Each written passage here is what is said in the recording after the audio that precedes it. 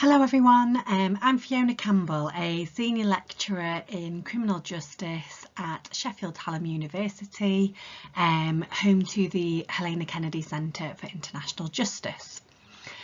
I'm relatively new to the academic world. I started my career as a probation professional, and for almost 4 of the years I was practising, I lived and worked on the remote South Atlantic island of St Helena, which is a British overseas territory. I worked for the government as a technical cooperative in the island's very small probation service, and this experience is one that really kind of continues to inform and shape my research and professional engagement and interests as an academic who has now worked and advised on a few projects in the British overseas territories and other small states since entering academia. Now, I first came across CRESCNT and the network when Peter sent out an expression of interest to individuals working in related areas, and I responded to that in my capacity as one of the founders of the Community Justice in the Overseas Territories Network, or CJOT, which, as you may have guessed, is the transnational network I will be talking about in my presentation today, Stronger Together, Building a Transnational Network Across the British Overseas Territories.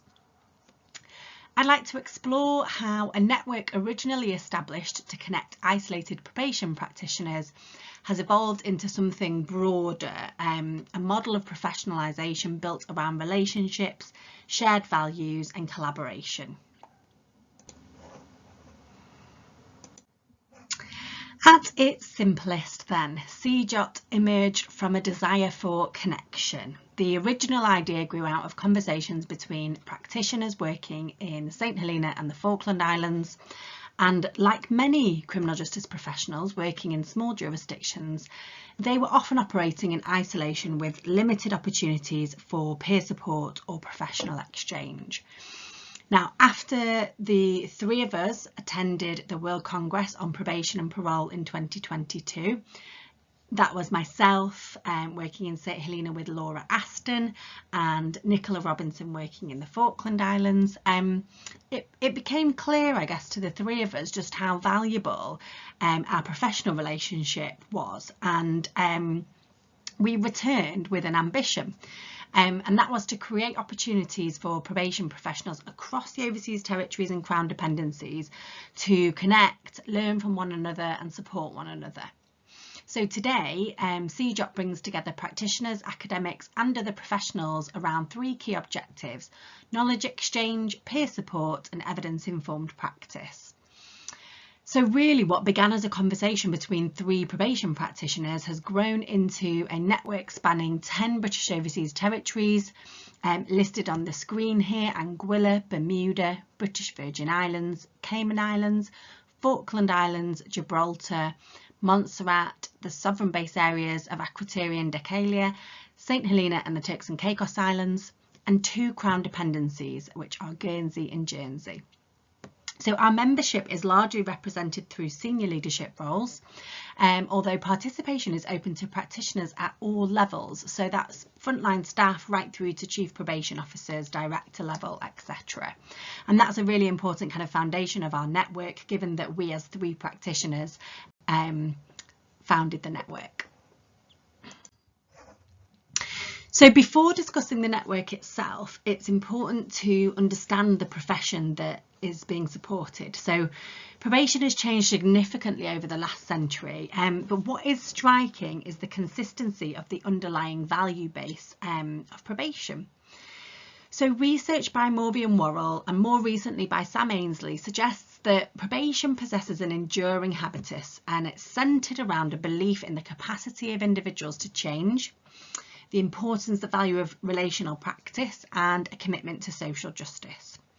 And one thing that became immediately apparent to me when working alongside colleagues in the overseas territories in probation was how recognisable the probation values were that I knew from practising in England, despite those differences in kind of organisational structure, legislation, resources, and of course crucially the scales of the service provided.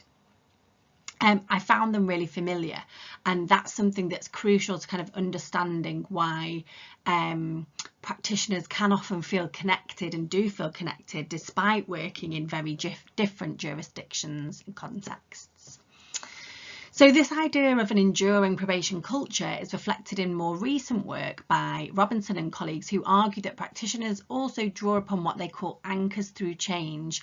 So in short, those enduring values, relationships and aspects of occupational culture that provide continuity and meaning through periods of change and reform and uncertainty.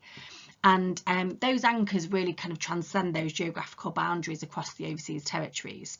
So despite the different systems, practitioners consistently recognise the same professional commitments and values in one another. And I would suggest that that is one of the reasons, that shared value base, perhaps more than any formal structure, that really kind of are the building blocks, the foundation upon which CJOT has been built.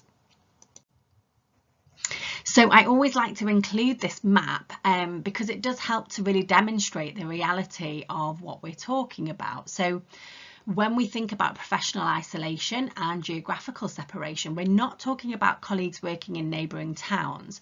We're talking about practitioners spread across thousands of miles of ocean, operating in small systems with very few, sometimes professional peers. So for many, there may be very few others or no others in some cases doing the same job. So the Falkland Islands is a great example where you are the territory's only probation officer. So that map just helps to provide a bit of context to help us think about why professional connection can be difficult to establish, and why when they then are formed, when those connections start to exist, they're very important. So imagine being the only practitioner of your discipline in your country, probation or otherwise. There's some really important questions around that. So who do you reflect with? Who challenges your thinking? Who helps you navigate difficult cases, difficult conversations, those kind of challenges that come with criminal justice work? And who supports your professional development? So for us, thinking about the kind of context of the overseas territories and how some of the challenges extend beyond the geographical isolation that I've talked about. So services are often operating with limited resources, staff turnover can be high, policies may be borrowed from much larger jurisdictions, predominantly England and Wales, whose circumstances differ dramatically from local realities. And when taking all those things together, those factors can create a context where maintaining a professional identity and gaining access to things like professional development, CPD, can be particularly difficult. And those challenges are real and they can create barriers, but it is important not to view smaller jurisdictions solely through the lens of limitation. The very characteristics that can create challenges can also create unique opportunities. So something that became increasingly clear to us as founders of CJOT was that probation occupied a unique position within the overseas territories. Practitioners occupy roles across the criminal justice systems in the overseas territories. For example, in courts, delivering pre-sentence reports for magistrates and judges alike, rehabilitative and resettlement input within prisons, and that through the gate support. In many jurisdictions, probation professionals are working alongside policing and social services to deliver diversionary programs, particularly for young people. But despite that kind of that strong thread through the criminal justice system, probation hasn't benefited from the formal support structures that many of those other organisations I referred to continue to receive support from. So, for example, the Foreign Commonwealth and Development Office and the Home Office have clear relationships and responsibility for policing in the British Overseas Territories. The legal profession, again, is supported through the FCDO in collaboration with the Attorney General's Office, and the prisons are supported via the Ministry of Justice Overseas Territories Justice Programme. And that kind of support looks like a combination of things: reciprocal exposure visits, regular conferences in the UK and across the territories, and generally kind of that formal network support is given to those areas of the criminal justice system.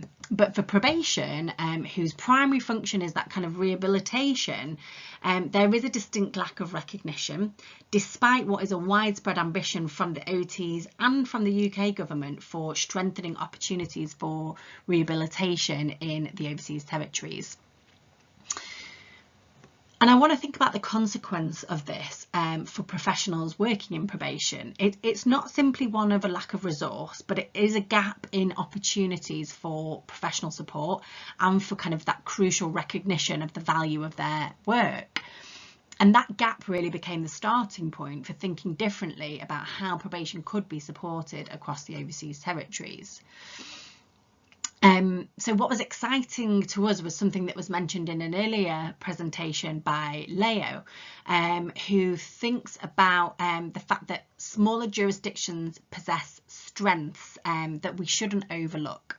So in small systems, relationships are typically closer, professional networks are easier to establish, those kind of multi-agency relationships can work very well.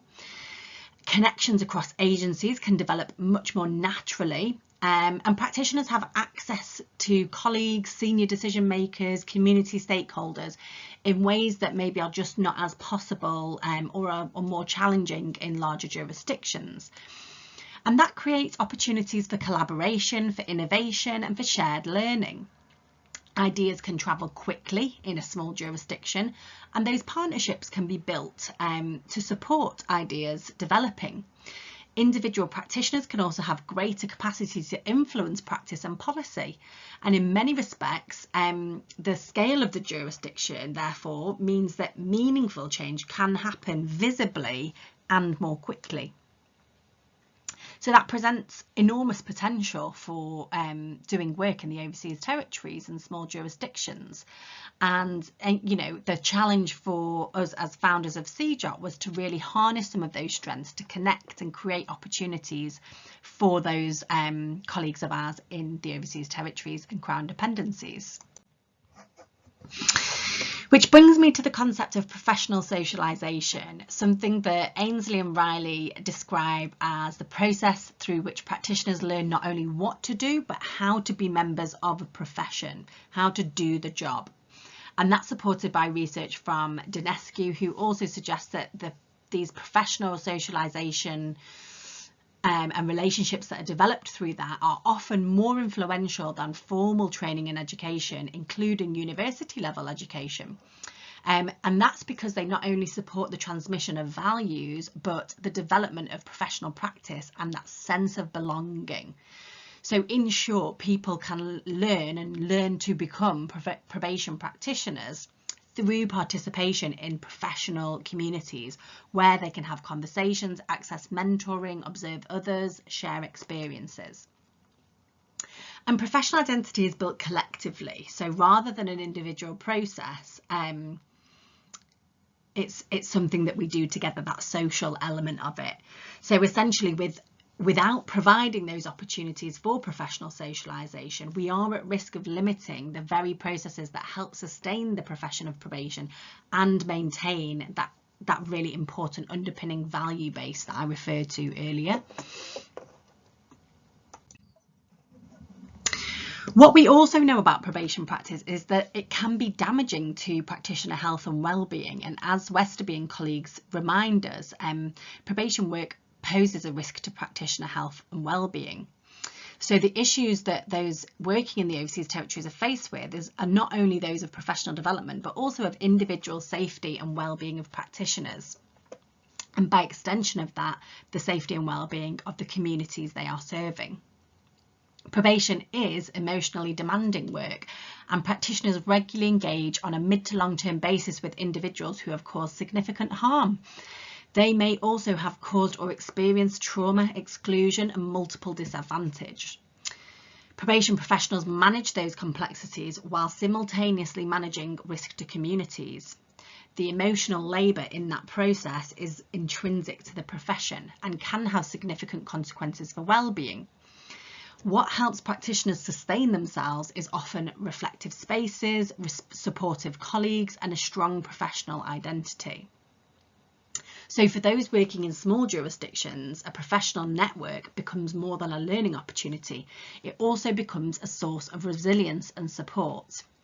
In many ways, CJOT is an extension of the enduring habitus I referred to earlier, creating that community where colleagues can connect, reflect, support one another, and ultimately become stronger together.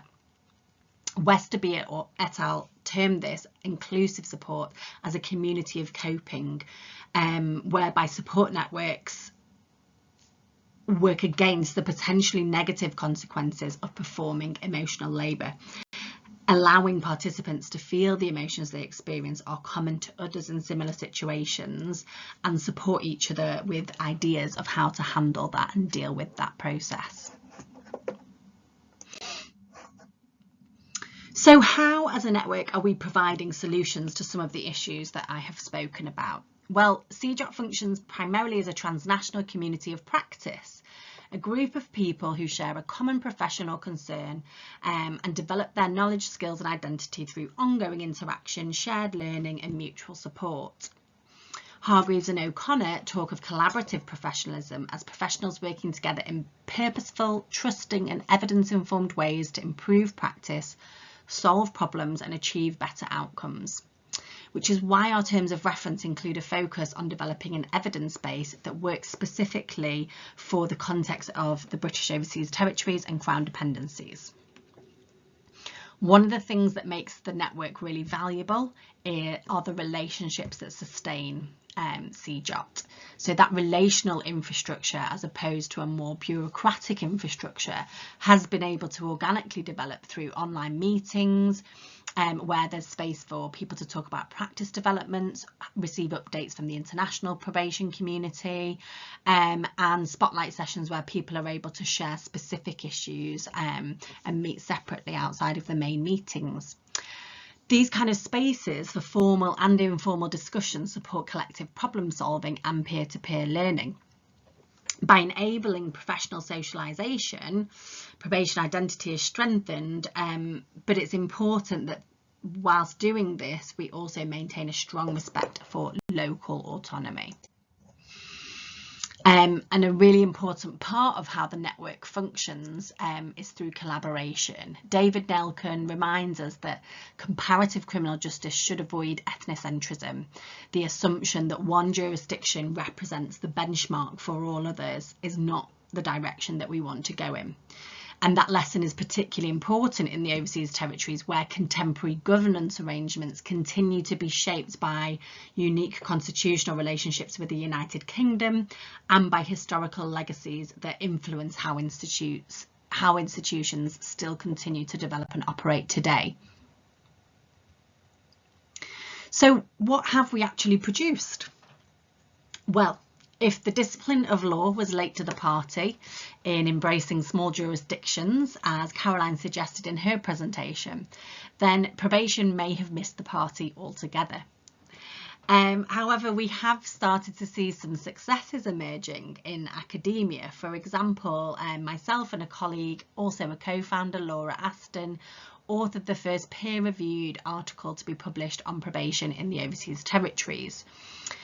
Our other co-founder, Nicola Robinson, successfully was awarded the Probation Institute research grant and produced a piece of empirical research on the Falkland Islands, available on the Probation Institute website. We held the first Probation in the Overseas Territories conference in collaboration with the Ministry of Justice Overseas Territories team in 2025, and we hope that that will be the start of a similar kind of setup to follow in future years. You can see some of us pictured on the slide there. And we held our first professional development forum at the end of 2025 last year. So we have really been able to kind of share some of the learning and invite speakers to come and offer CPD input to our membership. We have seen the British Overseas Territories represented at the World Congress for Probation and Parole in the Netherlands and Indonesia in the last 2 years, which has been fantastic to see the Overseas Territories on the kind of international stage for probation and parole. And those kind of activities really matter because they demonstrate that professionalisation can occur through those kind of relationships and collaboration that we've been hearing about today.